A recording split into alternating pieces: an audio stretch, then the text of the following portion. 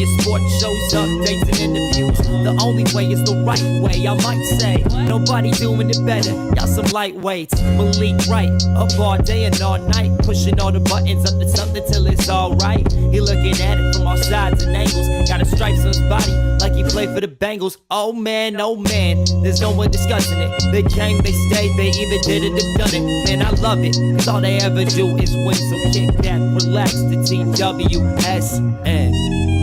Shout out Young Swish.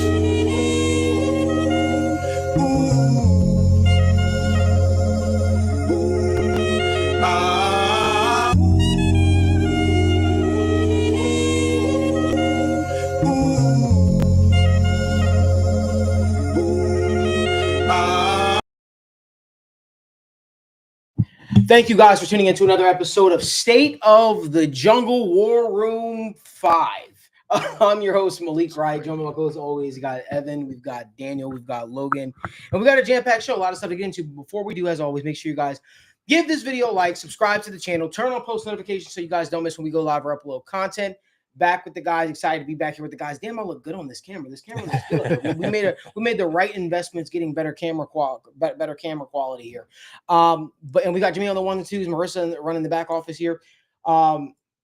Listen, last week we did our draft and we were beholden to a couple of rules where we didn't allow ourselves to trade. I would say this time around we're going to be a little bit more flexible within reason. We've got a jam-packed show next week because we're going to be going live 3 days next week. We're going to be going live for State of the Jungle for our final War Room. Maybe I shouldn't start War Room this early next year around, but War Room, we're going to be going live for our final War Room next week and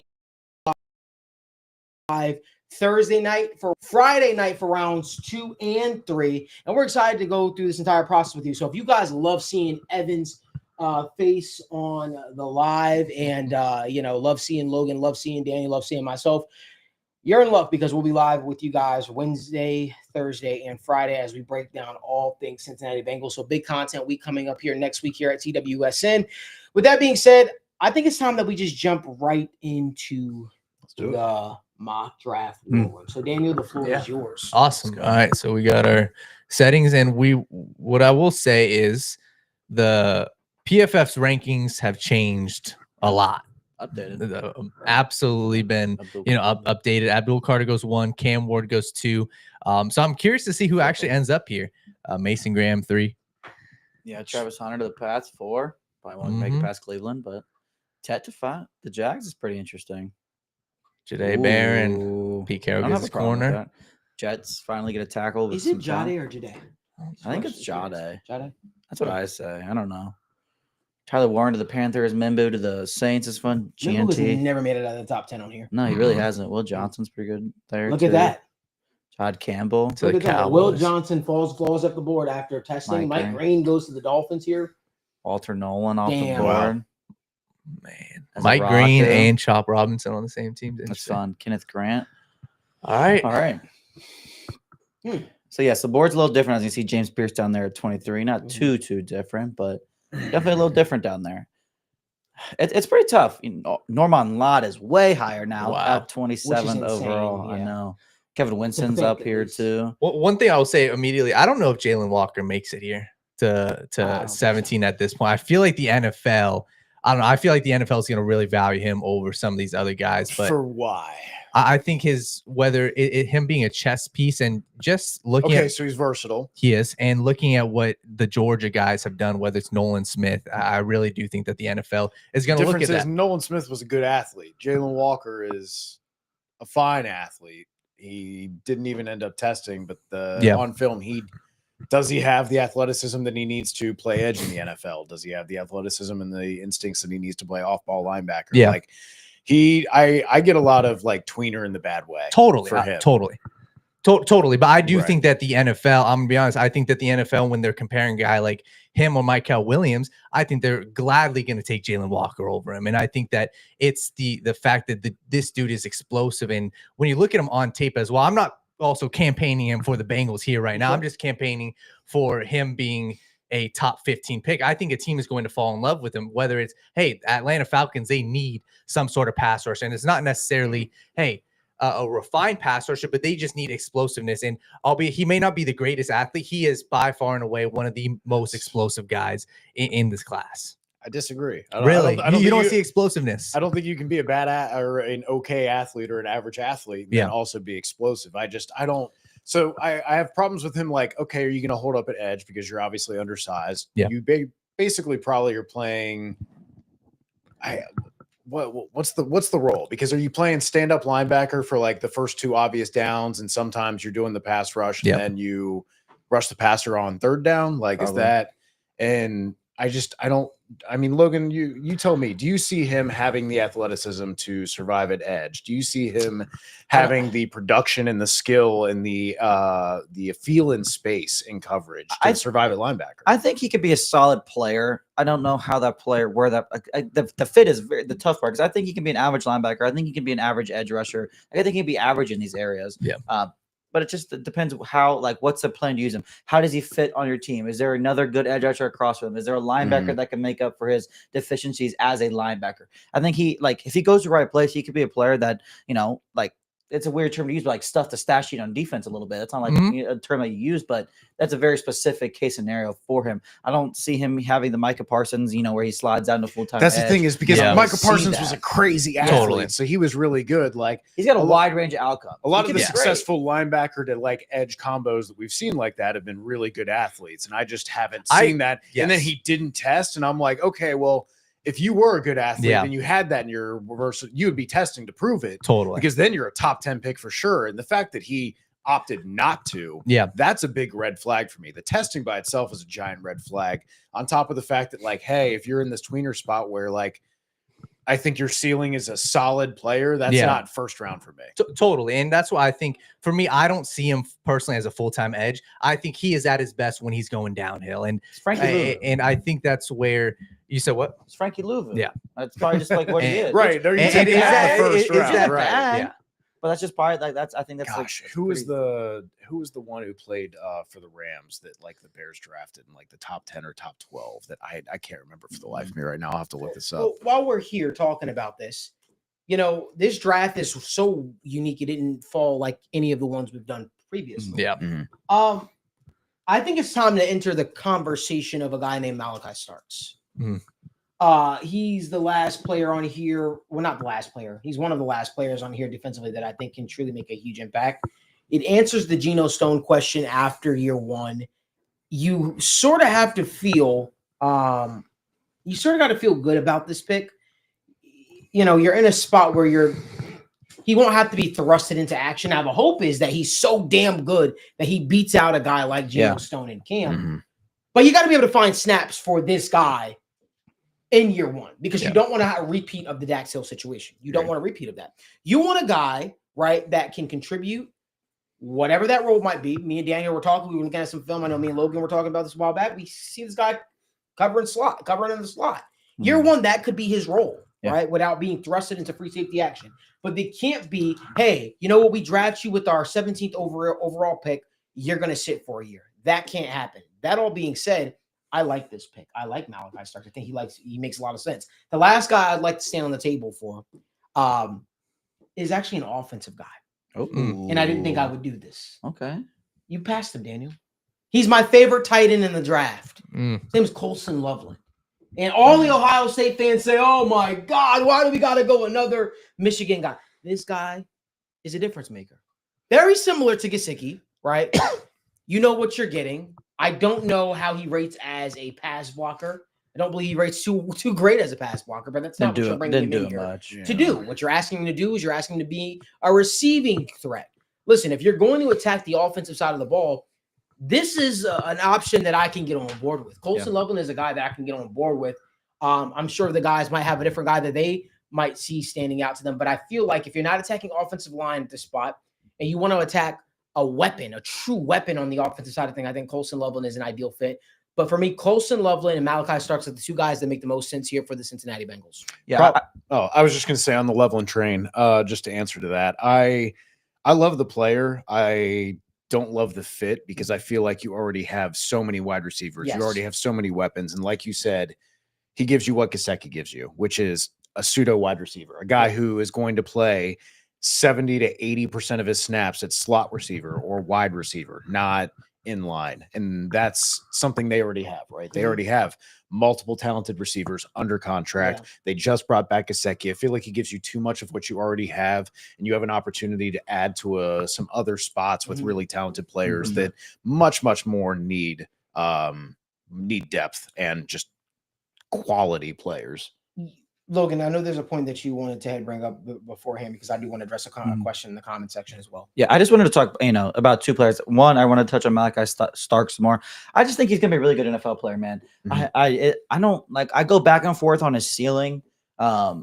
But I've said it plenty of times on the show. I'm very confident he's going to be a good NFL player. To the degree, to the heights he reaches, that's where I'm starting. I don't want to say struggle, because he's going to be so reliable for such a long time. I'm really high on Malachi Starks. The floor that he provides is something that the Bengals just need. They can't really afford to keep missing, especially at the safety position. He's a guy that just moves so fluidly. I get the top end speed might not be there, but he is so fluid in the drills. He was just moves from point A to point B so well. He makes what he doesn't have in speed, he makes up for it. Agility and just smoothness. I know that sounds weird, but another guy we just haven't necessarily talked about that I wanted to kind of talk about a little bit is Nick Scorton.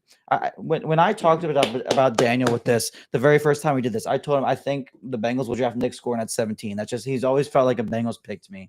And I get that it might not be as obvious now. He's a little smaller than listed and everything, but again, he's a guy that produced very well in the Big Ten at Purdue. He looked like a dominant pass rusher, over 20% win rate, 8 sacks, nearly 30 hurries.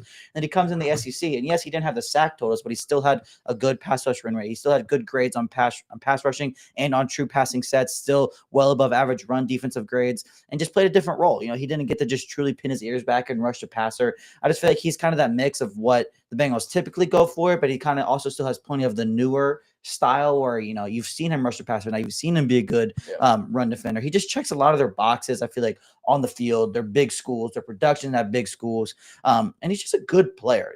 I get the worries with how he looked at times this year, but again, the what he was asked to do at A&M was just a little bit different than what he was asked to do at Purdue. And I think him coming out and saying that and explaining that, should have eased more minds than it did, because you've only seen him fall and continue to fall in these things. But I still think he's a player that finds himself going in the top 25 that just has a pretty solid NFL career. Yeah, it's going to feel like we're nitpicking with a lot of these guys, because all of these guys, the reason they're in this range is because they all have a butt, right? And the butt with me is with Skurton. You mentioned obviously the production question is there, and the pass rush win rate is still good. So even though the numbers are not there, you're still getting pressure, and pressure is valuable inherently. With the production concerns on top of not testing, that really worries me. That is enough of like 2 red flags. I can handle one, right? We're in the back end-ish of the first round of a class that's deep, but maybe not top heavy or very high level at the top, but you're still getting a quality group of prospects here. And if we're sitting here and we're doing apples and oranges to other guys who have 1 question mark as opposed to 2, that might be the difference of kind of narrowing the board from 8 or 9 guys to 2 or 3 guys. The one thing I love about Nick Scorton here, and I want to get Daniel's opinion too, is this guy loves football. Like it's very hard for me to come across a lot of prospects. Like, obviously you're being considered as a first round pick. Some guys have different motivations, obviously, to make the most money to take care of their family.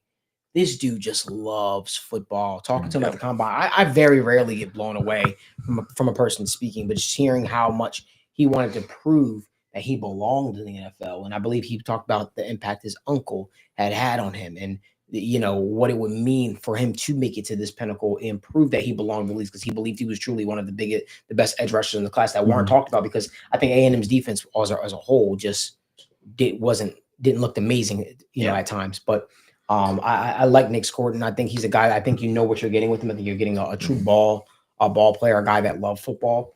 I still come back to Malachi Starks, because I'm there with you. He's the guy at the spot that probably shouldn't be here.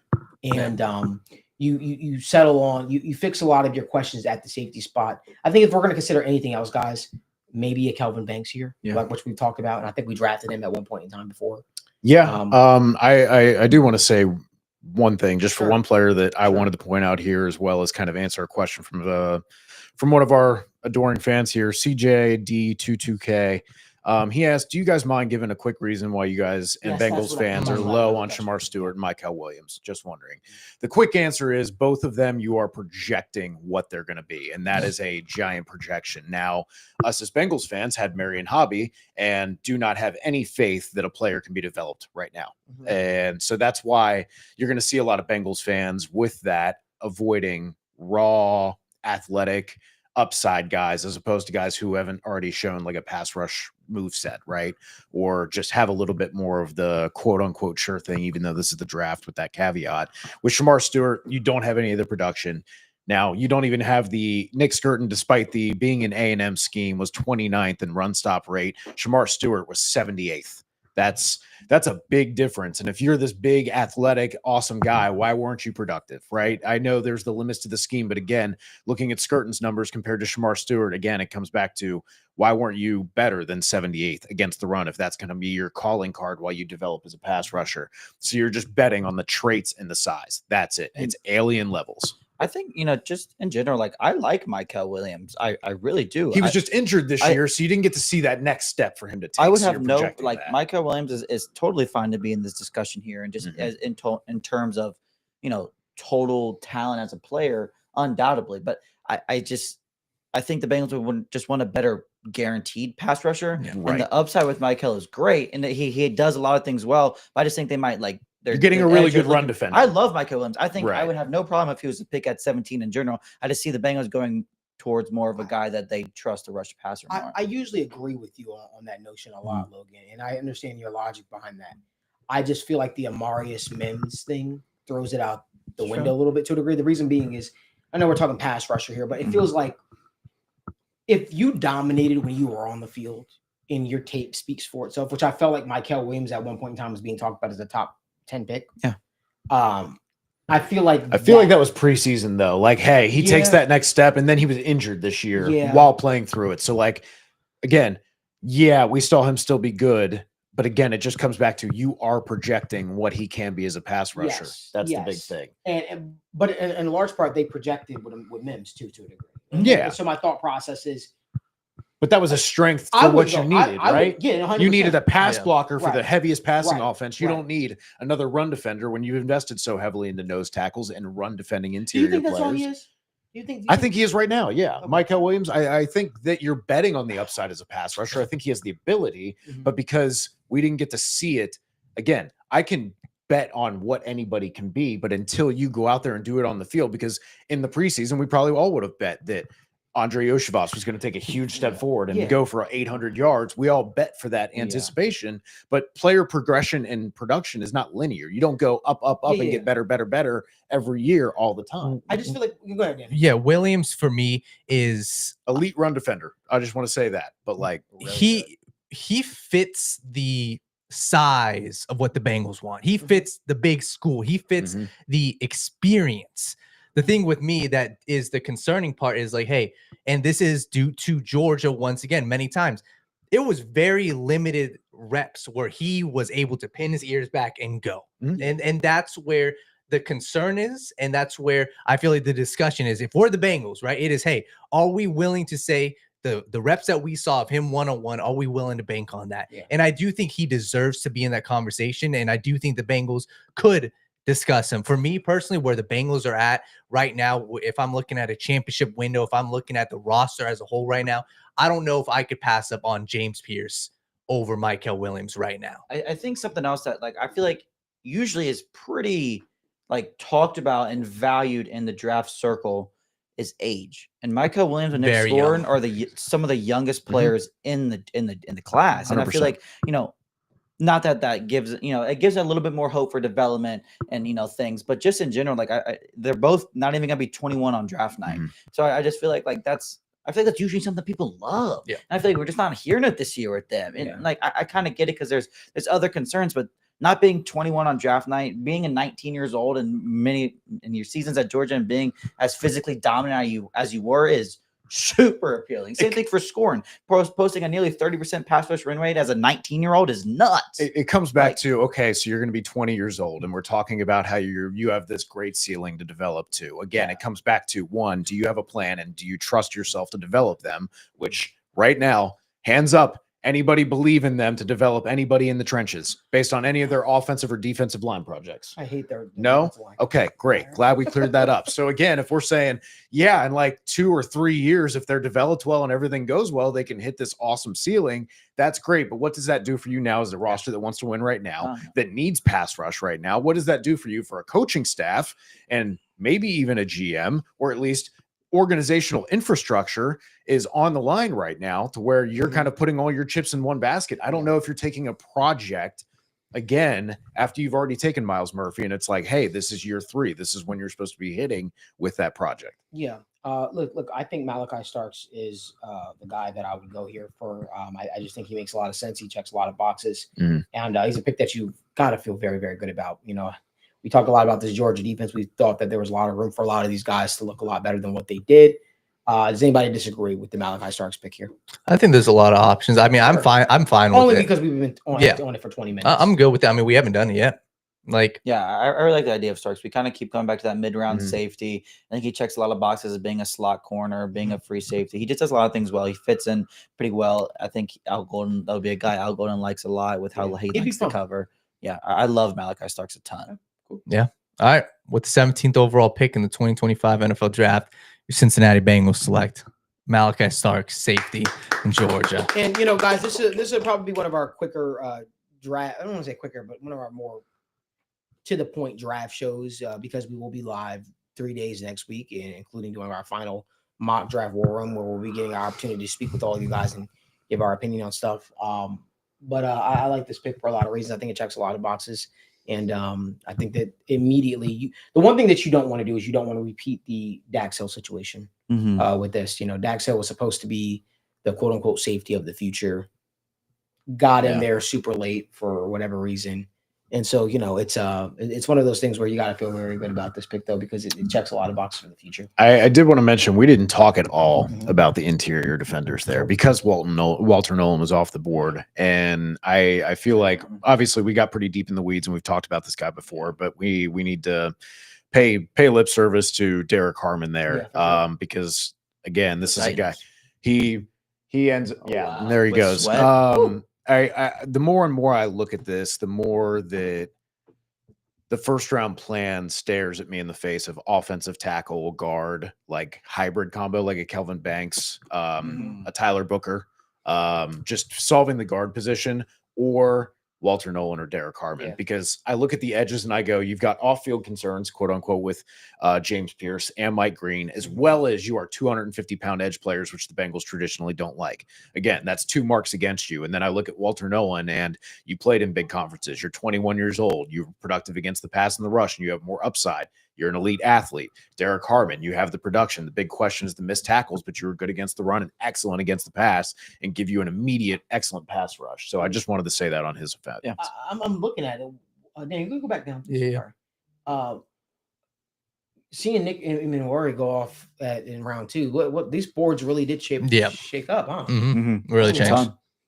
I think he got a big jump off the combine, as they do. I think this is where he that's should right. be, Yes. honestly, respectfully. This is where he should be. So that I have no problem with that. It made me smile. I was like, oh, Obi Melifonwu vibes. Yeah, 6'4" UConn. He's going to be a great safety. He's got the athleticism. You got the SEC in Cincinnati now at safety. God bless. What? I'm looking at linebacker. It's tough, man, because I obviously we know the concerns with Demetrius Knights. I like Schlesinger, but I also really, the more I look at it, I really like TJ Sanders, man. I've come along on him. I've come around on him. So TJ's fun, man. So he's 6'4", 297. No, I finally got around to like diving into more of the analytics, and I'm like, dude, why are more people not kind of up on TJ? So he's a little bit undersized. 297 is the 28th percentile. 33-inch arms is 49th, but he does have explosive broad and vert. 85th percentile, 76. Was second in pass rush productivity, which weights sacks and pressures per snap. Pass rush win rate, he was 10th out of 116 defensive tackles last season. And then run stop, he was also a great run defender. He was 12th in run stop percentage last season out of 129 defensive tackles. So guy who checks all of those boxes. Is undersized, yeah, falls into the second round. Took a little bit maybe to break out, but that's fine. Like, and for the second round, for the price tag you're paying right now, like that's the mark off. Otherwise, this guy would be going in the back end of the first and in a pretty crowded class. So I do like the idea of him right here. Yeah, I like TJ Sanders a lot. Like I said, I've been coming around on him. He's younger. He checks a lot of little boxes. The production's there. The production at the SEC levels is always appealing as well. You know, it's not like crazy production, but the analytics back it up enough to where it feels sustainable, or there's still some untapped potential. I just want to talk about another guy just because I don't know. I've never really had the opportunity to do so. Let's Josiah Stewart from Michigan, and he's going to be down a little bit, but he's just an edge rusher that I really like. I think he's a little bit undersized. He's 6'1", 245. Again, he's a little shorter, but he's much like Nolan Smith. He's a shorter guy, but he is going to hit you, and he is going to out physical you being so small. But the production has just been insane at Michigan. 30 pressures, 17 pressures, 20 pressures. He has the second highest pass rushing rate in all of college football and all of draft eligible players this year, an 83 run defense grade. You see the passing grades up there, 92, 93.7. Again, he's a little bit smaller, which is why I'm hesitant on the Bengals doing it. But if you don't go edge round one, I think he just checks a lot of boxes. He can come in on third downs. He can even play a little bit more on early downs because he is so physical in the run game. He's just a guy that gets the quarterback, man. And the Bengals really just need guys that get to the quarterback, and he's graded out well. He's had production at a big time school. He's just a really good football player, man. The size is a slight worry. Obviously, it always is. But I think when you turn on the film, I think the worries go away a little bit. Yeah, I like him a lot too, and I think I want to see what other edges are on the board, because obviously once again, pretty fun too. Swinson is fun. I love what he gives you as a pass rusher right now, and I keep coming back to. I was talking about the plan. I really see a world where so many of these edge players are pick your poison, right? Because they're not a complete player in the sense of like they're good against the run and they're good against the pass, right? So if these or they're 250 pounds or they have short arms and stuff that Bengals don't like. So hear me out. If you take a guy like Starks or one of these safeties, if you end up with Xavier Watts in the second round or something, you address the defensive tackle position in round one, round two with a TJ Sanders, a Walter Nolan, a Derek Harmon, right? You get the Tate Ratledge, you get the Kelvin Banks, right? Round one, round two, you protect the interior, you complete your offense, you complete your defensive line there. Double dip at edge because you already have guys who are going to have a lot of question marks and it's a deep class. If it's round 3, round 4, round 3, round 5, because they already are going to be not the Bengals flavor. You're already going to have to choose a pass rusher or a run defender. So I like the idea of taking a guy like a Braden Swinson, but obviously maybe you have to wait a little bit later to get the kind of guy in the theory that I'm talking about. But someone who's a pass rush specialist, and then maybe you get like a defensive end later who's one of those 285, 290-pound guys that has that inside-out versatility. So that way you're basically getting 2 dips at defensive tackle and you're getting 2 dips at defensive end while basically using one kind of hybrid player. Jared Ivey is one of the guys that, you know, if he falls into the third round for some stupid reason, like, or if you don't go defensive tackle first round, that's a guy right now who opens you up to go edge or defensive tackle later in the draft. Yeah. I was actually surprised with Jared Ivey's pass rush productivity too. He's been great. He just tested. Don't look at his testing numbers. I don't want to see the testing numbers because I know he's not flexible and I know he has no bend. They're but bad. He's strong at the point of attack. He's got a great bull rush. He's got strong hands. But like, yeah, it's not perfect, but for a guy who has kind of his size profile to see the ability to produce as a pass rusher at that edge spot and also have that upside of being able to kick inside, that's definitely appealing to me, being 6'6", 280 pounds. Yeah, I want to see who else is on the board. Obviously, Benjamin Morrison's on the board. That's a connection that I definitely like. I'm just looking best player available. Obviously, there is the conversation. I do think the running backs are 2 of the best players on the board, being Travion Henderson and Cam Scatterbo. I mean, if you want to fight, just throw the gauntlet down, man. Let's go. Let's do it. I mean, like, I do think that they are definitely 2 of the best players on the board. When we talk about 2 guys who immediately come in, and I'm guaranteeing immediate impact from both of these guys, I'm pretty much guaranteeing it. But when we're talking Bengals specifically, I totally understand, because especially if we went safety round 1, we haven't addressed the trenches. And if we go safety, then running back, you're basically punting on the trenches into round 3, because you're not guaranteed to start a round 3. So that's probably the biggest holdup when it comes to the running backs. But I mean, I'm definitely a fan of going with. I mean, obviously we got the offensive line, and that's probably the next. I think it's important to at least look at what we have offensive line wise. Yeah. Whether that be interior offensive line as well. The usual suspects. I was gonna say, man, I really feel like that you're in I think you're in a position here where you can kind of punt on it for one round. Because again, the second round guard to the third round guard is not a tremendous drop off, right? But you've got a lot of very talented linebackers, cornerbacks. Yeah. There's a lot of really interesting players here. Let's exit out of the offensive line. Yeah. I agree with But that. I think that is good to look ahead and make sure that we're not ignoring the position. I mean, if you didn't take Starks, having a Kevin Winston Jr. here would be awesome. I did hear some concerns about the multiple surgeries for Benjamin Morrison as his hip. This is now the time of year that we have the beast. We have other information from people. We get more of the medicals and understand what's going on. And it does seem that there is a little bit of talk about his hip being an issue. Well, Benjamin, Yeah. So I'm thinking about it too. I was thinking about this the other day. I was like, I could really see the Bengals go. I feel like there's a real world in which they only address the offensive line in the draft one time. Respectfully. I think that I disagree with I don't know. I totally can understand where you're coming from. If you're like, hey, Cody Ford is kind of our swing guy that we feel like can go out there and be capable, not be good, but be capable. We know that we have that.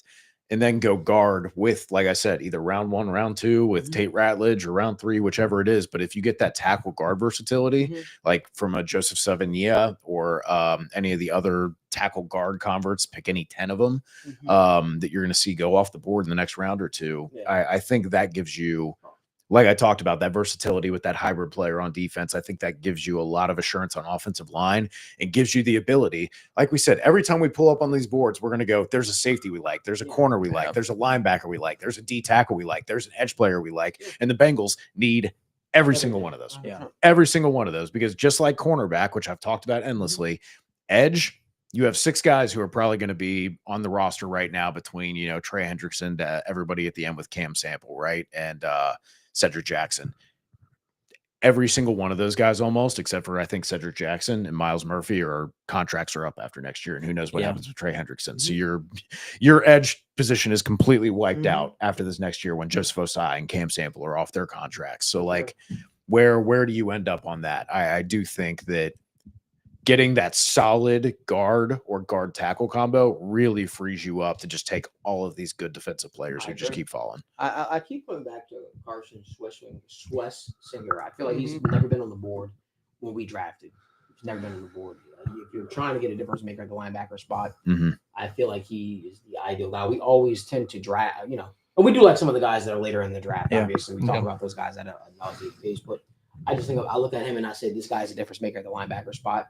Especially if you're trying to prepare for life after Jermaine Pratt, pair Logan Wilson up with a guy that he can learn from, a guy that can do pretty much everything that you ask him to do out there, what you're going to be asking linebackers to do if you're outvoted. I feel like it makes a lot of sense. Do I think the Bengals do that? No, but we're not operating how the Bengals would do. I feel like this is a pick. I do think before Daniel goes, I know he likes him a lot. I do think it's a fun experiment to roll with the linebacker here, like Carson. Just I think he's worthy of a top 50 pick. Absolutely. Well, I think it's certainly in the realm of possibility for the Bengals to do one as well. Now, if they drafted one in the second, they probably wouldn't have took a safety in the first necessarily, but they still could. Like yes, we want pass rushers. Yes, we want defensive line help, but there's still plenty of ways to fix a defense. Like as much as it points to the obvious, let's get these. Like a good linebacker and a good safety solve a lot of problems. Like they really just do. He's a good football player. Obviously, the 1 year of play is really the only holdup, but it was a damn good year of play. You know what I mean? So that's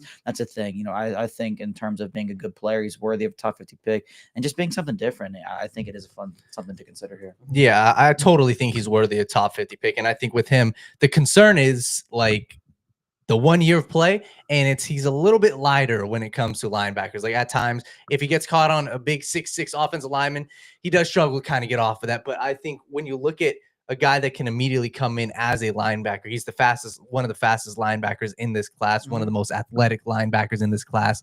And while he didn't necessarily, wow me with his one-on-one coverage skills, I know I can immediately put him in, and him in the run game, his ability, his eyes, and how he's able to find the ball carrier, fit himself, between the holes. I'm a huge fan. And I think when we look at a draft, I can look at Malachi Starks and Carson both as potential day one starters. And guys, I say, hey, they are athletic, and they are guys that I can project for the next 4+ years, really building with this Bengals and being the core. I think we kind of discount what having a very quality linebacker on your team, quality linebacker tandem can do for your team. Yes. Because we haven't had one in quite some time. But if you remember, they really do a lot of the cleanup work, a lot of the dirty work. I remember there was one point in time where the Bengals had a Ray Malaluga, right? And they had a Vontez Burfict, and those guys were just flying around the ball. Even Vinny Ray gave us a couple of good years in there.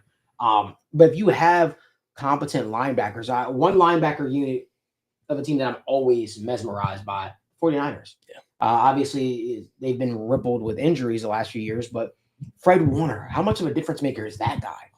He off-ball linebacker. This guy is just absolutely flying around there like a bat out of the hell. He is a true leader for that defense. He honestly, he's one of those linebackers that strikes fear in opposing offenses. Roquan Smith, albeit he's a little dirty of a player, but he's a difference maker at the linebacker spot. And I feel like drafting a quality linebacker, I'm not saying Carson Schwarzenegger is going to be that guy, but what I'm just saying is I do think he offers the athleticism, the tackling. I think he offers everything that you would look for in a linebacker. And I feel like if it's not him at this spot, I'm okay with that. I'm just saying that I do think that we sometimes punt on that position because we haven't had that in a while. I also want to say that just historically, especially recently, the NFL has just been shit about effectively evaluating linebackers. That's why there's been so many busts in the first round and early in the second round, even of just so many guys in the last 8 years that just haven't really hit. It could be that the NFL is shifting into this closer to passing league and doing a lot more nickel, and you have to kind of reevaluate what you're looking for from your linebacker play, because it's going to have to do things that it didn't have to do before. Or you might have to kind of turn it into a platoon position like running back is, where it's like, hey, we've got these guys who are kind of our coverage specialists who, because it's so hard to find these guys who have the athleticism to carry it up the seam and cover a vertical on Tampa 2. Like, it's tough to have a guy who can then click and close and get all the way to the outside shallow zones and get to the boundary and cover those swing routes on running backs. It can be tough to get a guy who can do both of those things and also hold up against the run. And so it's like, that's a really hard ask. So I think it might be kind of a platoon thing. While now. we're here, and I'm being genuine, I asked this question to you three. Do we think Jahad Campbell is that? I think Jahad Campbell is, if you didn't have the injury history, I would say he's what people want Jalen Walker to be, because I think he is more explosive. I think he has more production. I think he has better film. And I think he also has a lower experience level at off-ball linebacker, to where he's young and he basically came in as an edge and got moved to off-ball linebacker. So you can see he has the athleticism to hit a lot of areas. It's more the instincts and the feel for zones and in space. That is what's slow. It's closing slow. That stuff you can coach. Whereas Jalen Walker, I can't coach you to be faster. I can't coach you to bend around the edge. I can't coach you to have the athleticism that Jahad Campbell does. So let me, he wasn't on the board. He's never been on the board. Let me just throw it out there. He's never been on the board.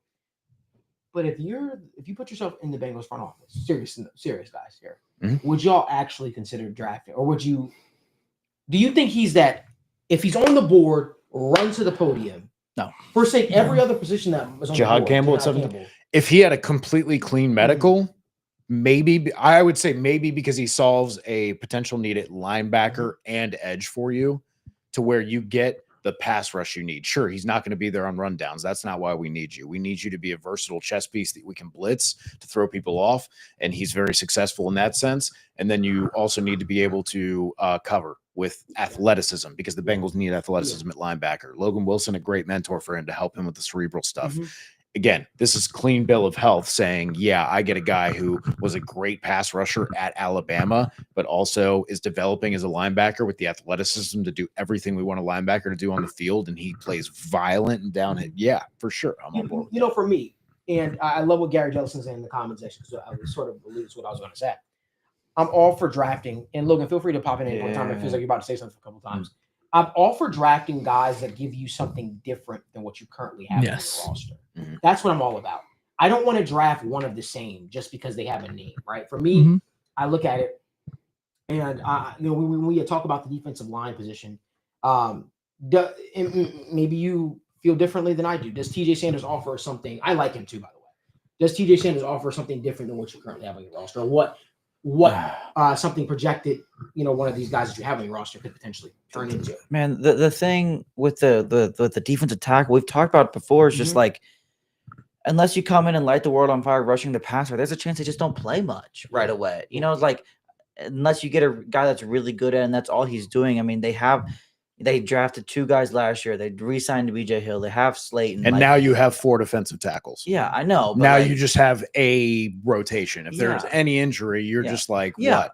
Yeah. Miles Murphy, like Cedric Jackson or Cam Sample, that's like not kick in. necessarily saying you can't draft them, but it's just like just in general, like that's 4 players that they've invested in at a good price. It's not like they just have 4. I don't believe that overpaying for McKinley Jackson or basically having a 1-year deal for TJ is going to be the deal breaker for me right now. Like, sure, you gave BJ Hill a 3-year deal that's really like a 2-year deal. Yeah. But like, okay, he's your veteran that you keep around for 2-3 years. Okay, Chris Jenkins is your up and coming rookie. McKinley Jackson, like, maybe he got a little bit overdrafted. Maybe he's your nose tackle. Okay, but you still need that pass rush profile. And I just don't. I think in general, just no. I think in general, though, just like talking about that pass rusher. Talking about that in general, they kind of they could use almost any kind of defensive tackle then too. If you're really being honest, I agree, with and that's what I'm. Like, that's where I am. That's how I feel like a lot of people have, you know, I don't say close their mind to only pass rush defensive tackles, but like a guy like Alfred Collins, you know, like he's a great run defender. He's a bigger guy. He's more of your nose tackle type of guy, but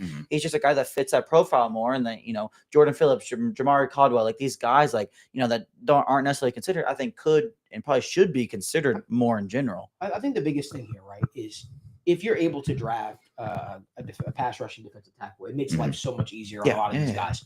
Listen, at the end of the day, I think that there's a guy that I'm considering here that I haven't talked about, and I'm not going to talk about him ad nauseam because we spent way too much time on. Yeah, we've been rocking. But the Braden Swinson is interesting to me. He really is, because I do believe that you do need a guy that is a true pass rush specialist outside of Trey. Yeah, because I think that's something that the defense is missing.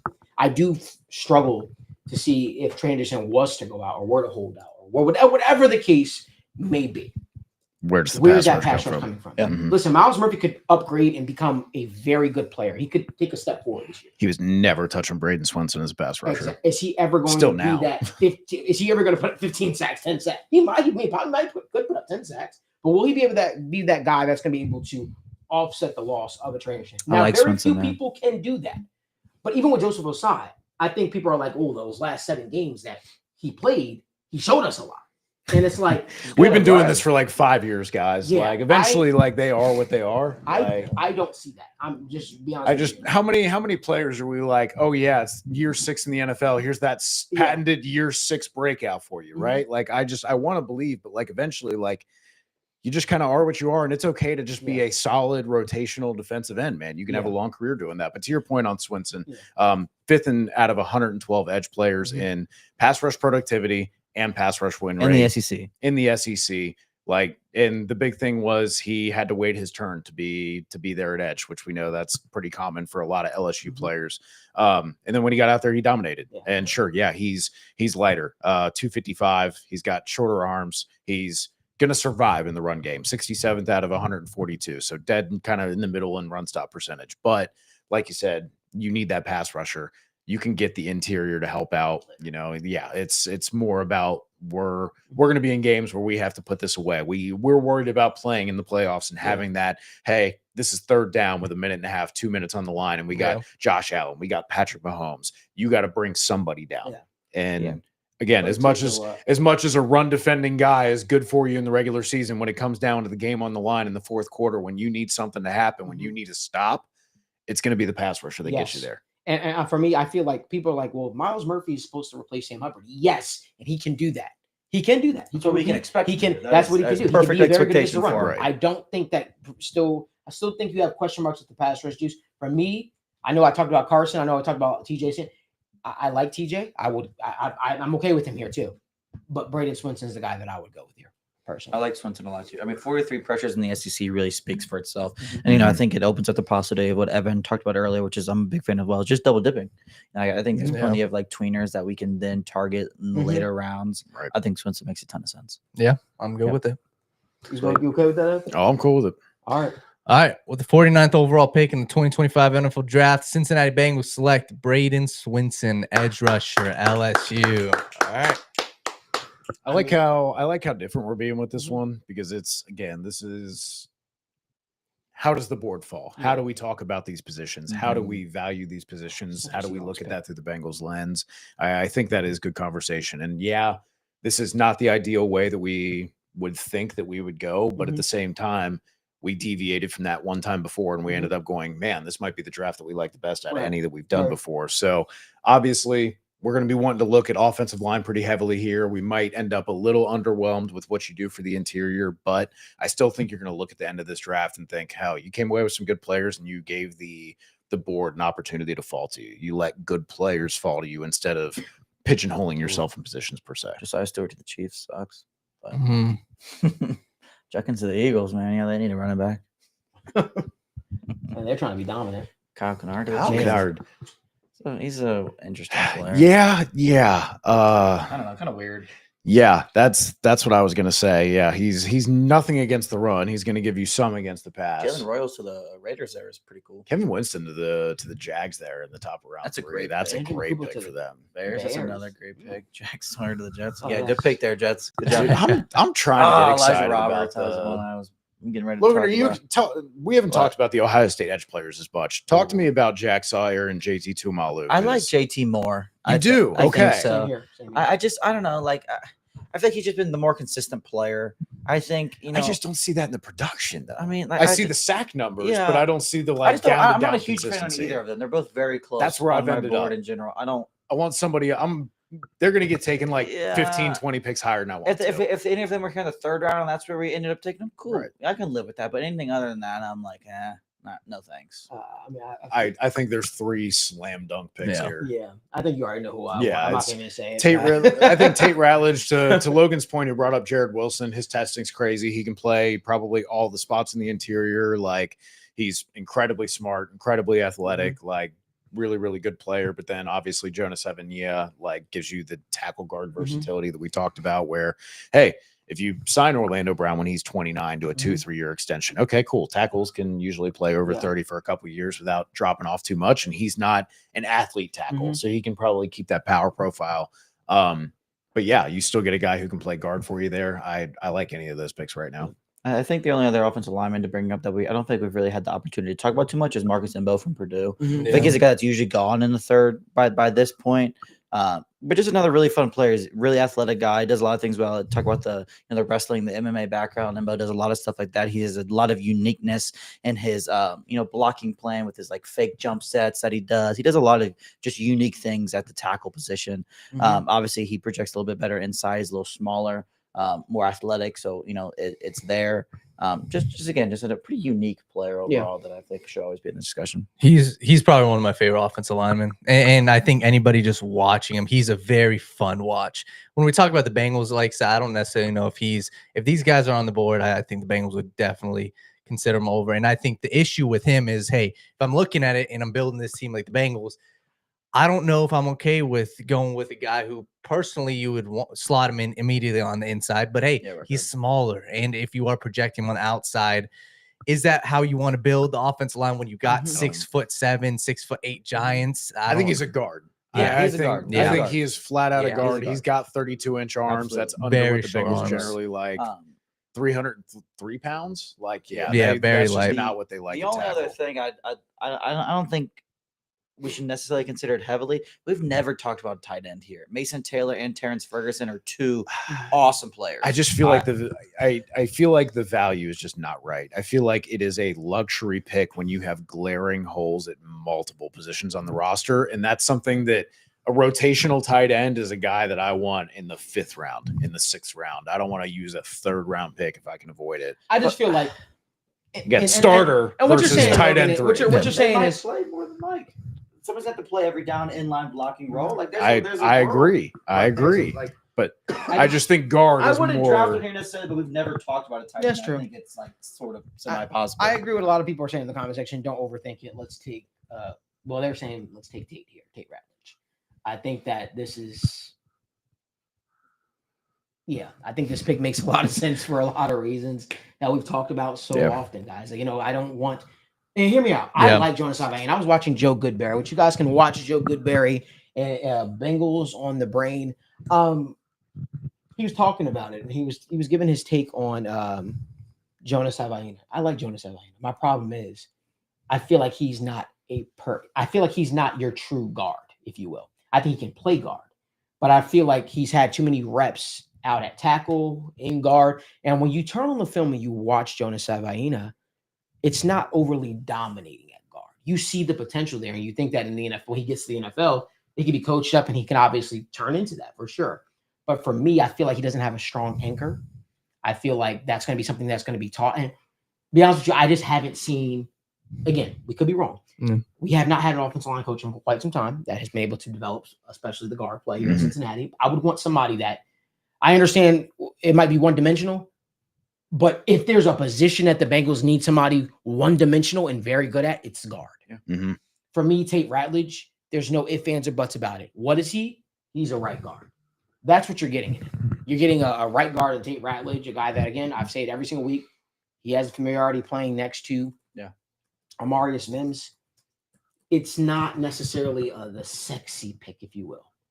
But to me, what? Yeah. So my question here, let's say if this were, we went through if we went the first two, would you have considered a trade up, or if he would have gotten taken, you would have been okay with these other guys? I would have considered Tate Ratledge in the 2nd round. Yeah. And if the board, because I don't believe that I don't know if he makes it here. Yeah, I agree. I don't know if he makes it here.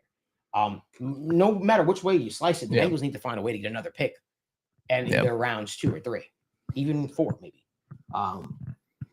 And that's just where I'm at. Totally. I'm not saying get a pick rounds 2, 3, and 4. I'm saying get either round 2, 3, or 4. They need to add another pick because 6 is not going to cut it.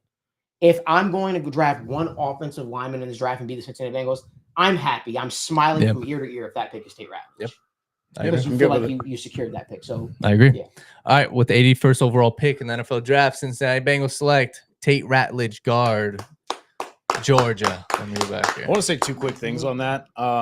Obviously, we deal with these comments of like, hey, that guy's never going to be there. There's zero chance. How many people thought Troy Dye was going to be available in the 4th round? Yeah. Not the 2nd, not the 3rd, the 4th. That guy was getting tail end of the 1st round, high end 2nd round, like draft buzz going into the draft. So like we can say, hey, those guys are never going to be there, but we don't know. Like if the quarterbacks start going, if the edge player rush starts happening and people start panicking and going, hey, we got to take our edge right now, or we're not going to get our guy. Like that happens all the time. Those positional runs that they view as like tiered out. Hearing Matt Miller talk about how teams view a guy like Tate Ratledge, it kind of like they can view him as limited. Like, yeah. He said that, but he said the thought process is you're getting a potential All-Pro, and I feel like teams did this with Creed Humphrey. Teams made a mistake, and I'm not saying Tate Ratledge is and Landon Jackson. Yeah, I feel like teams overthink it when they get to these interior offensive linemen, and they said, "Did Jalen Moore just go to the Giants?" Maybe at round 3. Okay, but for me, I agree with you guys. I just think that there's going to be a really good opportunity for the Bengals to potentially. And I think it makes a lot of sense. Damn. Daniel, when we come back around, I'm going to cross my fingers really quickly. We have pick 119. I want to call a shot here because I think the more I hear about Charles Grant, the more I want to say like, hey, if he's available in the 4th round, I think the Bengals take him because literally stealing I already made the case for him the last couple weeks, right? I already made that. Yeah. Then I find out that Scott Peters, the O-line coach for the Bengals, developed a special strike system where they teach a certain technique and scoring system. And guess whose offensive line coach uses that system and taught them that in college? Charles Grant. So it's like is that what you were about to say for this next round? That's what I was going to say for this next round. I was just going to call my shot. Not that we should take him necessarily, because I think there might be other guys, but just the fact that, like, hey, if he's there, like, isn't the fourth round such a like, hey, you're the new offensive line coach, you know, let's get you one pick in there for a guy to develop you, right? He went to the Browns. Cleveland. Of course he did. Yeah, it's no fun. Yeah, so who we got here? Sorry, that's just offensive line. They met with him too, didn't they? Yeah, they did. I think, Yeah. So after, They've met, they've had a lot of contact. Like, he just big guy, wrestling background, like that just screams a lot. I know we talked about the interior of the defensive line. Give me Ty Robinson before Peggy's. Really? Dude, Peggy's is a run defender who's fun on offense for the occasional red zone, and you hope he can give you a little bit of wiggle as a pass rush. But Ty Robinson, 9th out of 116 tackles in pass rush productivity, 15th out of 129 defensive tackles in run stop rate, 21st out of 116 defensive tackles in pass rush win rate. Yeah. That's a guy who can do all of those phases. We talked about the guys that you can get that can give you a potential for a complete defensive tackle. That's the last remaining guy that I see that I'm like, hey, this guy is not a designated pass rush specialist, or this is a designated run defender. Well, in general, just talking about more of a pass rush specialist, Aeneas Peebles is 100%. He's a guy here that I worry he is only ever going to be. Now that's okay, right? That's totally okay. He is his pass rush numbers are ridiculous. 18% pass rush rate over 90. What did he weigh in for his? Did he weigh in his pro day 280? 282, 6 foot. Okay, but that's what I'm saying, right? But then you look at the production, right? Because the dude is just insane. The problem is, yeah, you're small, you can get pushed around, but what if they can't fucking touch you because they can't get their hands on you? Slide right by it. Dude, yeah, he's so slippery. He was 8th out of 116 in pass rush productivity, 1st in pass rush win rate, because it's just so hard to get your fucking hands on the guy. But that's the thing is, I look at Ty Robinson and I go, you can be potentially a 3-down defensive tackle if you reach your signal. Thing here. And I that's think what hurts. With Peebles, like, he might more fit now in 2025 as like his role will be clear. But as the years goes on, like, Robinson's value will continue to increase to where, you know, we're returning more now. But for now, Peebles is fun, dude. Yeah, if you he's need at that pass rusher, which I think, you know, with the size has knocked him down a little bit. It's appropriate. There's a chance he's there at 5. You know what I mean? Like, that's a possibility as well. I'm looking at Ty Robinson. If we haven't really even gone, like, we've gone edge, we've got our guard. I feel like this is the perfect time to get the last defensive tackle that can give you both a run defender and a pass rusher effectively. I'm totally on board with both of these guys. I'm going to look at the rest of the board. These two guys are, I think, like you said, he may just be a pass rusher, but when you watch his hands, when you watch, you know, if anybody wants to watch a guy in this class that has the spin move, that's got the hands, go watch Aeneas Peebles. But I'm with you, and I think Ty Robinson, obviously, he's gained some steam, you know, amongst Bengals fans, but he's a pick that the Bengals will like. He is a captain, and this is a guy, he steps in immediately, 6'5", 288, and he was, you know, all over the place. He played edge rusher, he played everywhere else. So with 119th pick in the 2025 NFL Draft, Bengals select Ty Robinson, defensive tackle, Nebraska. All right. We'll go quick. Got 2 more Ty picks, Robinson, guys. the quickest pick of the war room ever. Yes. Thank you. I like it, though. I like a little bit of a slightly different vibes we've had, too. You know. All righty here. What we got? We got 2 left, 153 and 193. We've hit guard, secondary, DT, edge. You know, now we can double dip somewhere. Can I ask one favor, guys? If they're here. Oh, the 49ers get Isaiah Bond. People's Deion Walker. I do want to say a good point that someone brought up is, did the Bengals host Ratledge for a visit? And even if the answer is no, guys, it's important to remember that Marius Mims about him. It's important that you can just ask Mims about it. But also, like, the only thing you'd be concerned about is medicals, because he was coming off the ankle injury and just wasn't elite this year, but was still good, right? If you got those medicals clean, you're good, because he tested like an athlete. He played at Georgia. He was very good. Like, you don't have a lot of questions about him. there's not a lot of boxes that you need to like meet him in person. Whereas there are a lot of very polarizing players like a James Pierce that you definitely need to flesh out. A Walter Nolan, like those are guys you need to do your homework on. So I wouldn't read too much. Like the visits definitely help gauge interest in like guys they're feeling out, but I wouldn't like take them as gospel solely. Mm-hmm. Yeah. So here we are in the 6th round. I keep coming back to my guy. Bengals have a need. People talked about having a backup tackle for the future. Keep going back to Holland Pierce. Keep going back to the 6'8", 350 build. I feel like it's one of those picks that you consistently feel good about. At least I do. I think that I've raved about him too much. I'm not going to keep going into it, but I think he's a difference maker. I think he could potentially become your starter that you look for. And I think he makes a lot of sense for the Bengals. A lot of reasons. He's a guy that's become one of Rutgers' more esteemed tackles. Came down from weighing 400 pounds, got in shape, dominated when he was at Rutgers. And, you're asking him to sit and learn from Orlando Brown, learn from guys like Amarius Mims. For me, makes a lot of sense. And yes, they met with Tate Ratledge in Indy. Yeah, I like Holland Pearson. This is respectfully one of the spots where I don't care where these players are ranked, round 5, round 6.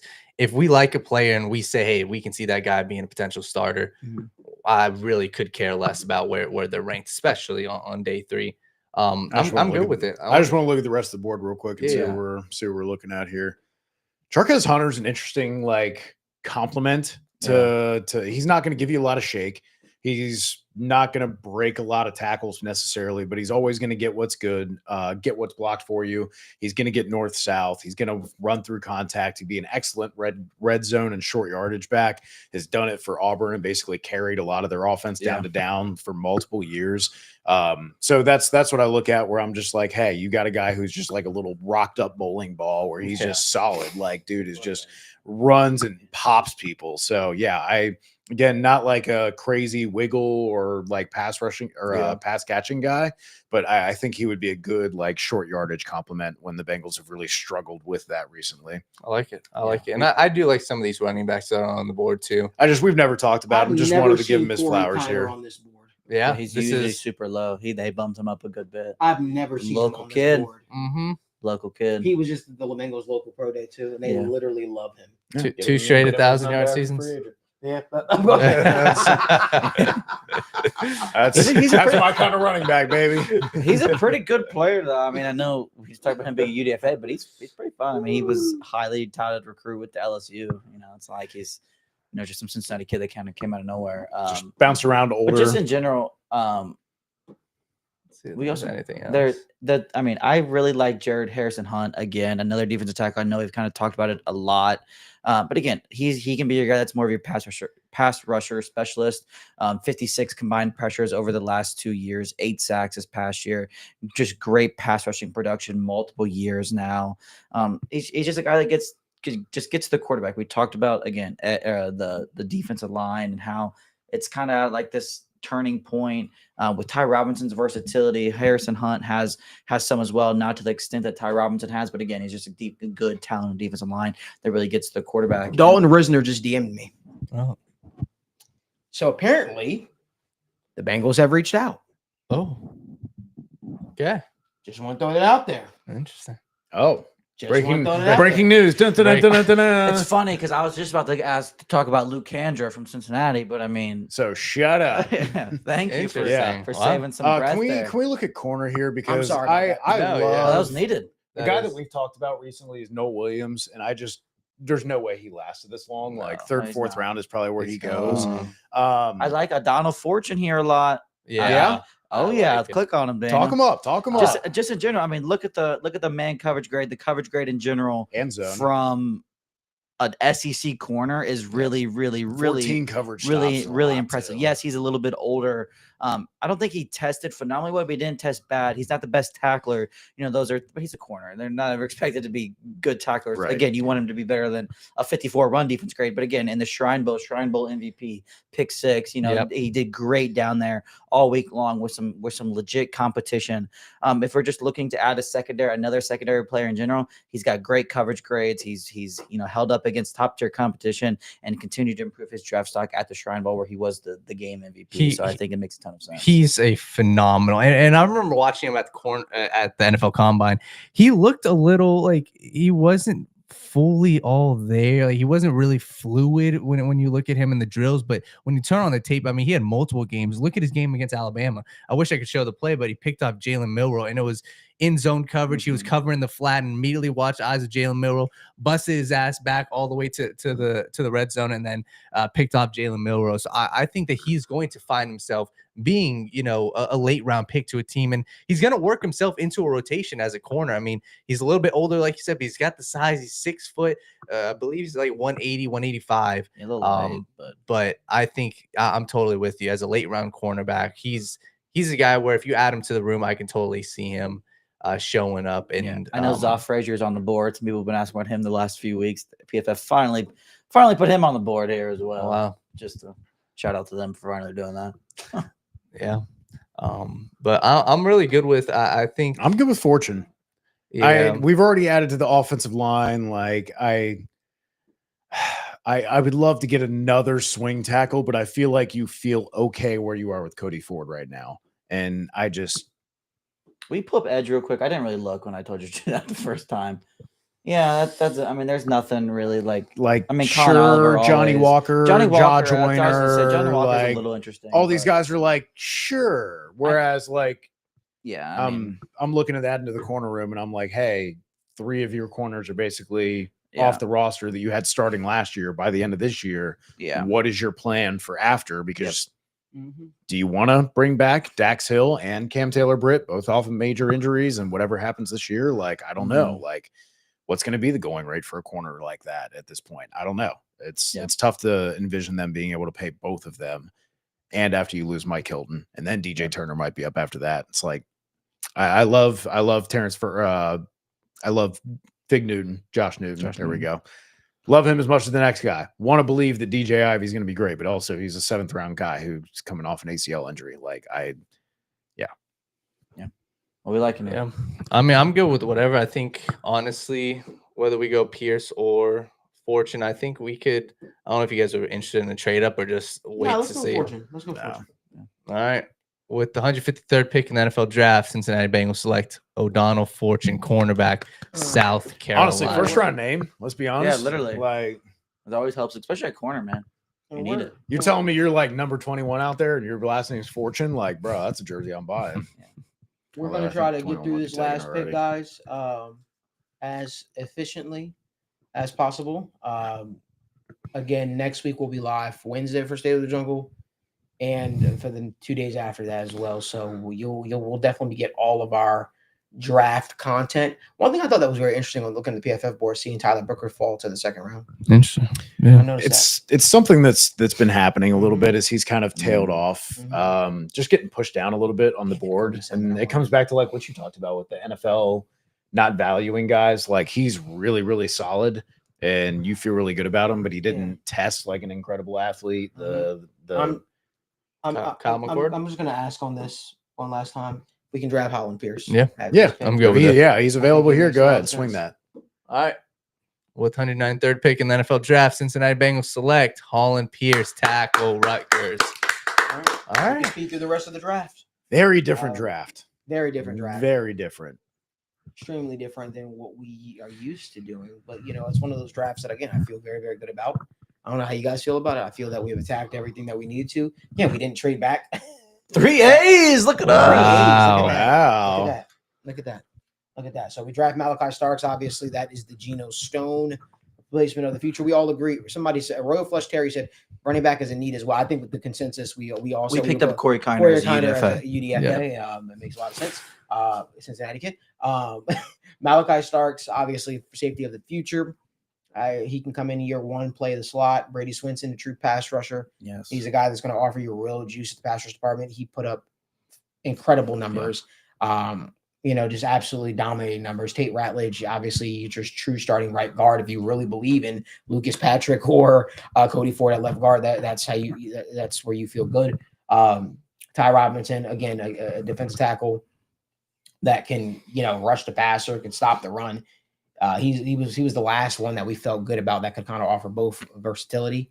O'Donnell Fortune, very good corner that you can hope to develop and into a very, very solid piece on this Al Golden defense, especially as we have some question marks considering the corner competition is always good, especially when you consider some of the injuries we've had out there. And Holland Pierce, you get your hopeful tackle of the future potentially. Guy 6'8", 350 gets to learn from Orlando Brown Jr., Amarius Mims.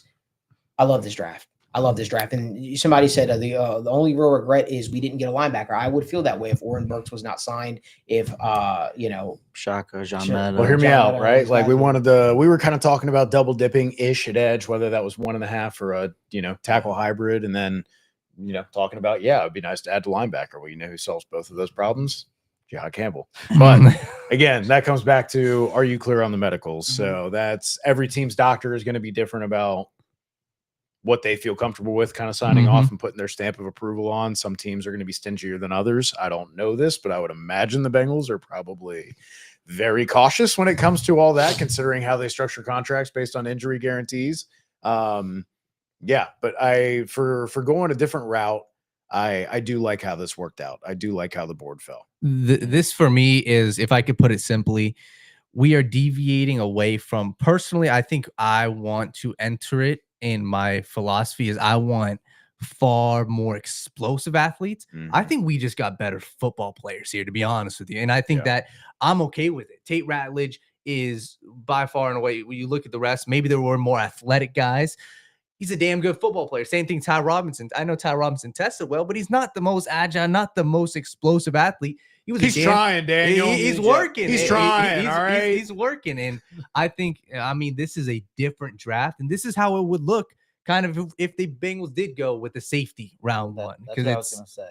Sorry to cut you off. No, I was going to say, I love Starks. And my biggest qualm is always just how's the rest of the draft going to look if you take him at 17, if he's there at 17. I love the player. And I feel like if this is how it ended up, I'd be pretty happy with it. I overall, I'm going to play devil's advocate and just kind of like try and pick at Starks just a little bit. Didn't test like an elite athlete, which doesn't really matter at safety as much. Usually it's about shuttle times and agility, right? And he was average-ish at that. Do you have any concerns that if you're not a high-end athlete and you're going to have to play free safety, that if you're making your plays based on anticipation and intellect right now, that when everybody else is a better athlete when you get to the NFL, that might mean instead of getting there to make the play that you're a step slow because you're not that NFL athlete, to where maybe you're more box safety, slot corner as opposed to like post safety? I think that's always just a worry with anybody with profiles like that. But like he moves so well. He gets spot to spot so quickly and really no wasted movements, which goes a long way for him. So I'm sure there'll be times where he gets exposed a bit more, but I just feel like he does so many other things well that, I think it's good not to rely on your athleticism. Yes, some of these world-class athletes will always be able to take advantage of them, but it's hard for me to not see him be productive in some avenue of success in the NFL. Maybe he's not. Maybe he did shuttles. That's my mistake. Maybe he doesn't end up being your typical free safety kind of guy. You know what I mean? But there's just so many paths for him to be a solid football player, and that's why I like it so much. No, again, I'm being nitpicky. No, for sure. Listen, guys, we want to thank you guys so much for tuning into another episode of State of the Jungle War Room. Do us a favor. Let us know down in the comment section what you guys think of this draft. For the first time in a while, and we're not getting this draft sucked. So a lot of people like this draft, I guess. I love the Braden Swinson pick. I really do, because I think he could develop into something really, really good in the National Football League. Obviously, not as elite in the run game, but that's okay. You sacrifice that when you get a guy that can put up some amazing numbers from the pass rush department. We're excited to be back here live next week with you guys. We were excited to be talking everything through so far. I think the last 3 drafts we've had. Sorry, I was looking at a measurement, and it was for corners for Malachi Starks. I was really alarmed by a short shuttle all of a sudden. You're good, as you were. No worries. So we want to thank you guys so much for tuning into another episode. If you guys, again, give this video a like, subscribe to the channel, Turn on post notifications so you guys don't miss when we go live or upload content from the TWSN studios. We'll be back here live next week. I hope everybody has a happy Easter with their family, their friends. And we saw somebody congratulate me, Logan, and Daniel again for coaching this upcoming year. Excited to be coaching defensive backs at Scott High School. Really, really pumped up about that. It's gonna be good. It's gonna be a good time, right? Oh yeah, I can't wait. I'm super pumped. Practice was good today. Practice was good. It's fun being out there on the field. But anyway, we want to thank you guys so much for tuning in. We will see you guys next time. And if I hear anything on the Reisner front, Reisner front, because I got ripped about that before. Somebody says, if you're going to recruit, for Dalton Reisner, he seems to not care. So yeah. He says he told me he's heard it every which way his entire life. But anyway, we'll see what happens on that front. It's good to know the Bengals phone still works, though. That's good to know. But again, we appreciate you guys. Give this video a like, subscribe to the channel, turn on post notifications. And until next time, as always, who dat? That's all they ever